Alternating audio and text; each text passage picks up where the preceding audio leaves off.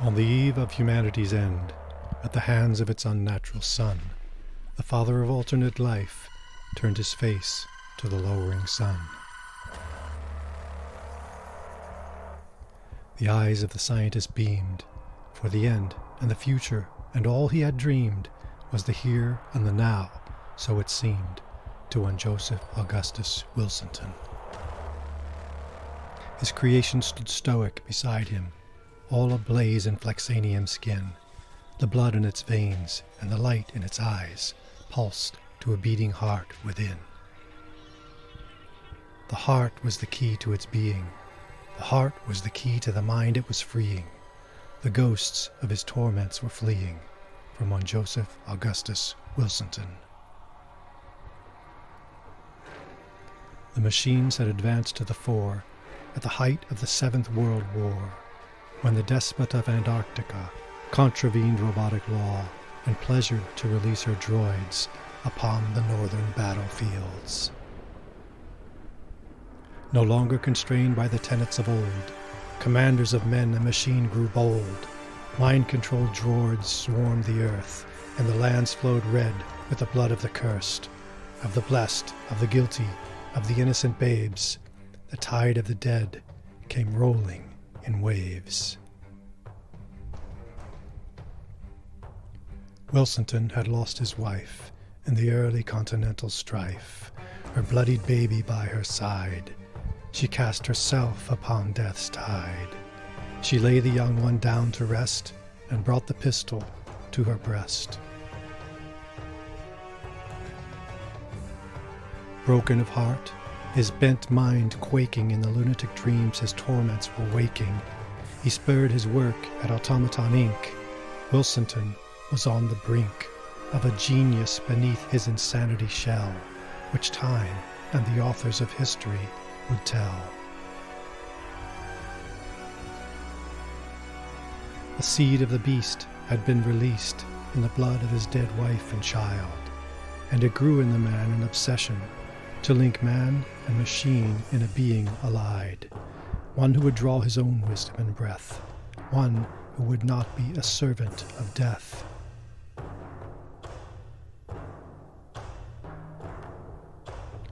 Walter stood hollow before him, not a glimmer of light in his eyes.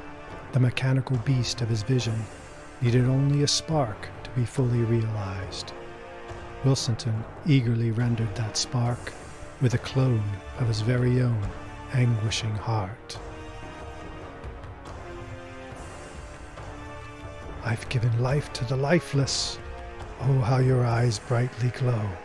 Oh, how your heart beats a rhythmic refrain that only we two can know. The future is spared from the sorrow of loss, for you are the one whose sin cannot touch. These hands of yours will be mercifully true. Your heart will know love and compassion. Your mind is now free to follow your will, and your conscience will guide your actions. Come, my son, we must make preparations to present ourselves to the Board of the Nations, to Automaton Inc. and the Board of the Nations. But the Board of the Nations at Automaton Inc., though some praised his mechanic creation, ruled, "This disturbing use of the human heart is an obscenity, an abomination." Indeed, the heart of man is inherently flawed. Are you mad, Wilsenton? Are you playing at God? This perversion of science should give us all pause. Death to this grievous mutation. Mutation? Mutation? The words crossed his lips but produced no perceptible sound. His name is Walter, Wilsenton said, as the chairman fell dead to the ground. Wilsenton flinched as the shots rang the hall. He watched them all bleed. He watched them all fall. At the ebb of the tumult, Wilsenton saw that one stood alone, alive among all. A still smoking gun lay hot in her hand as the despot neared man and machine. "Mr. Wilsenton, You have proven yourself to be brilliant, but quite naive."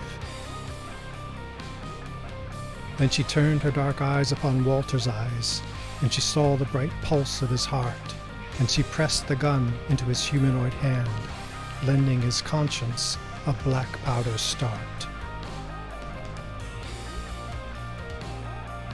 The board of fools feared the machine with a heart, with a soul of its own. In fear they were blind to the miracle and the wondrous power which even now he holds. Do you see the light in his eyes grow quicker? The sweat on his brow, those glistening beads? The gun in his hand, do you see how it quivers?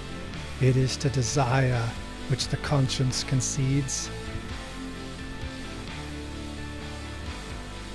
You're as foolish as the lot, Mr. Wilsenton, to believe such a sentient as Walter could remain untouched by the baseness of man, that his heart and his soul could remain unaltered. Yes, he could, by his unbound will, refuse to take part in my war.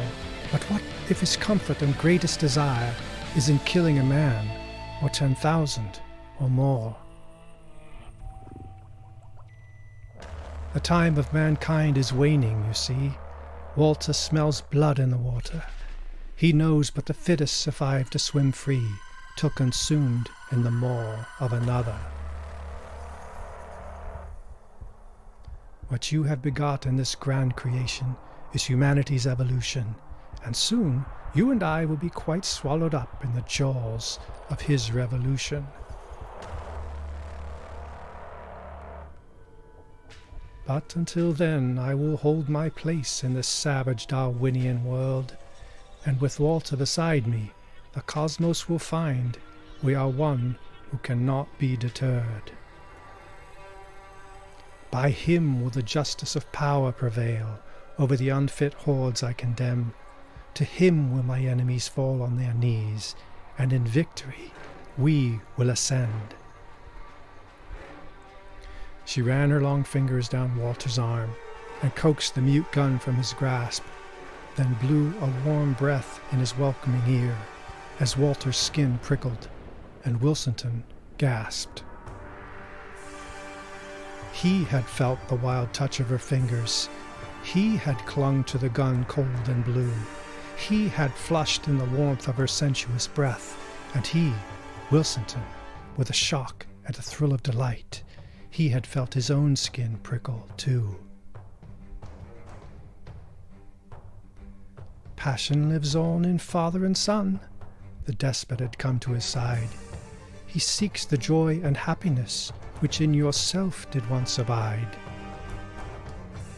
Yet still a fury reigns within the cryptic symmetry of a heart inclined to love and hate in fierce equality. He is the true dichotomy at evolution's turn. A fire flares within his chest, where man will surely burn. He bears the marks of your design and nature's harmony, but he is not the only product of your engineered humanity. There are ghosts that dwell in all machines, and machines in every man. You know this is your destiny. She pressed the gun into Wilsenton's hand. What has Walter shared with you? What urges did you acquire? Search yourself, Mr. Wilsenton. What are the things you most desire? Then the despot and Walter strode from the hall, leaving Wilsenton lost in his mind, where he burned in the flames of an unending war and drowned in the blood of his wife and his child. Sweat from his brow streamed down his face, his limbs shook in violent starts, and the pulsating light in his inhuman eyes betrayed the mechanical beat of his heart.